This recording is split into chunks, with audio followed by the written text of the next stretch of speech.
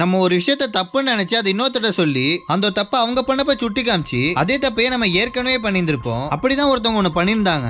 இப்போ என்னதாண்டா சொல்ல வர அப்படின்னு தானே கேக்குறீங்க. அது என்னன்னா இப்போ ரீசெண்டா ரிவால்வர் ரீட்டா படத்தோட ஒரு ப்ரொமோஷனுக்காக கீர்த்தி சுரேஷ் வந்திருந்தப்ப அவங்க கூட எல்லாருமே போட்டோ பிடிச்சிட்டு இருந்தாங்க. அப்போ ஒருத்தர் கீர்த்தி சுரேஷ் கூட வந்து செல்ஃபி எடுக்கும்போது மொபைல் போனை மேல தூக்கி எடுக்க பார்த்திருந்திருப்பாரு. அப்போ கீர்த்தி சுரேஷ் டவுன் டவுன் சொல்லிட்டு கீழே இருந்து போட்டோ எடுக்க சொல்லியிருந்திருப்பாங்க. இது உண்மையாவே ஒரு நல்ல விஷயம் தான், இதுல ஒன்றும் தப்பு கிடையாது.